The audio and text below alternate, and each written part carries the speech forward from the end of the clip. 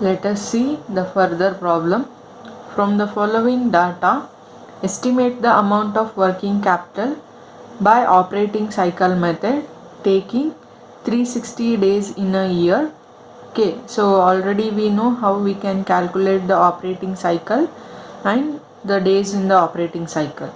Okay, so let us see the additional information. Sales 2000 units at rupees 500 each. Material cost rupees 300 per unit. Labor cost rupees 100 per unit. Overdraft, or you can also say as the overhead. Sometimes there will be mistake in the printing of our textbook, so that's why, so we can take that as the overhead. Okay, rupees 50 per unit. So the customers are given 60 days credit, and 60 days credit is taken from the creditors. Means it is the amount we are going to give with the debtors, and this is the days so which we are going to pay for the our suppliers. This is for debtors, and this is for creditors. Okay, let us see.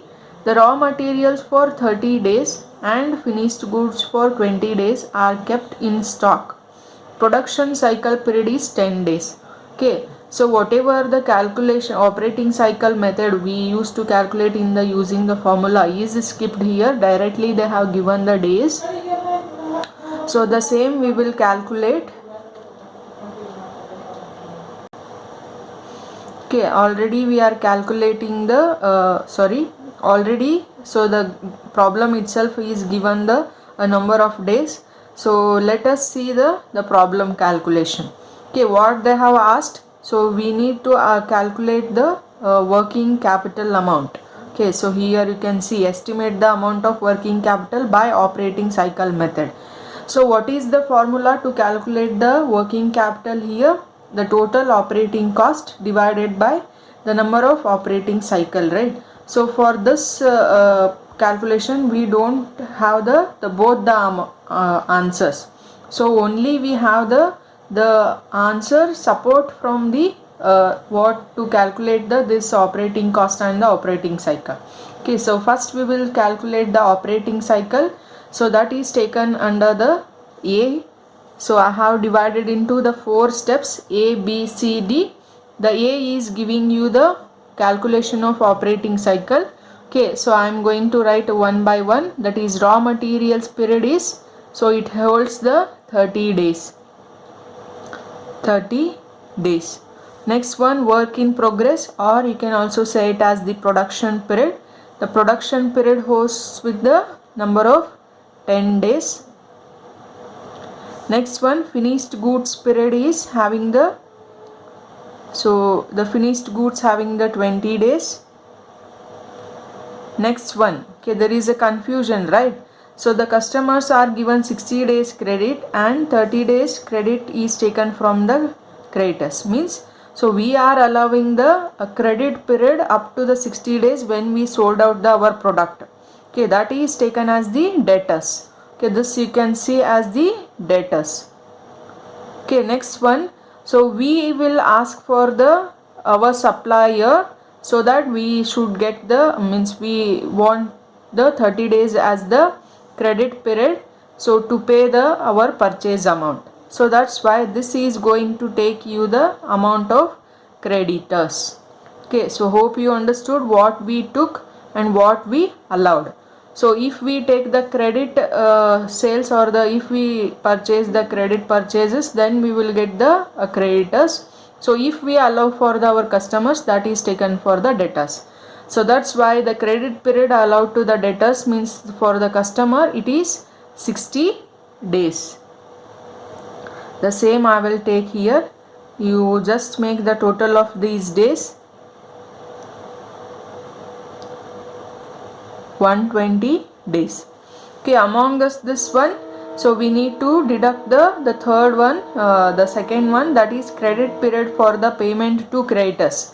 So we concluded that which is debtors and which is creditors. So the 30 days credit period taken from the creditors, that is we are going to deduct in this days here.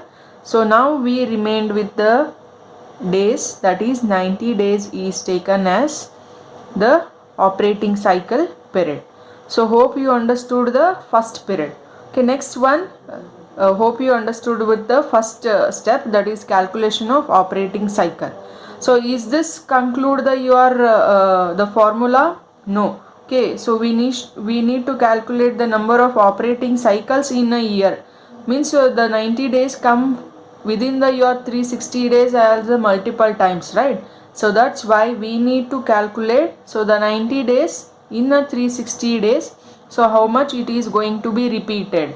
Okay, so why I am quoting the days here as the 360 means in the problem itself they have given that taking the 360 days in a year means, so we are not considering the 365. If they have not given the these as the a clue, so I would have taken the 365 days only.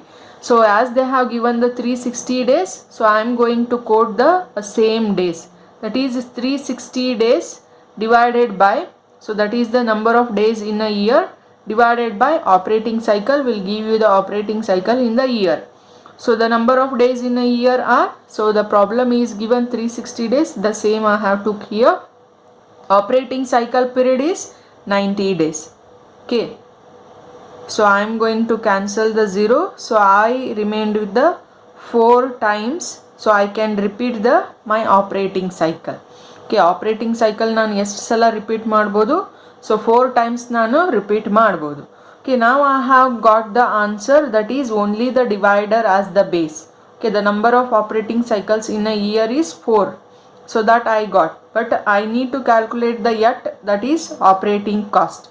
Okay, that step I am going to calculate in the C as the step, that is calculation of operating cost. So for that we have the clue as these here, that is sales, material cost, labor cost, and so this is not the overdraft, it is overhead. Okay, so that we have to calculate here. They have given the unit price and here we have the units. So this is going to just multiply with the each other and we will get the cost. So that is the first I am going to take here is the raw material amount. Okay, the raw materials are in the unit price. So what is the units they have given? 2000. Okay, the 2000 are the units. So what is the raw material for the particular one unit? It is 300 rupees.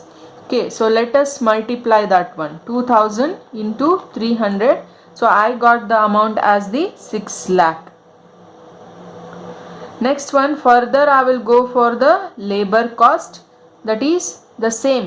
So only the cost will get exchanged, the cost, but the quantity or the number of materials will be remained same, that is 2000 multiplied into 100 per unit. Okay, so now I got with the amount, that is 2 lakh. Next one, overheads is giving the 50, that is 2 lakh into 50. So these are in rupees, so these are units. Okay, so if you multiply units into the price, you will get the amount. Okay, so you can see this one is amount. Okay, now I am going to take this one, so now I will get the 1 lakh. So altogether it is giving the value of 9 lakh. So now my formula fulfills all the needy the measurements, right? So now I will go for the fourth one, that is actual calculation of working capital. So what is the formula? The total operating cost divided by the number of operating cycles in a year. So both the answers, so we have calculated in the previous B and C as the step. So let us just take those one and will assist to that one to the calculate for the working capital. So what is the total operating cost? It is 9 lakh. So what is the number of operating cycles in a year? Those are 4. Okay, now let me calculate. So 9 lakh divided by 4.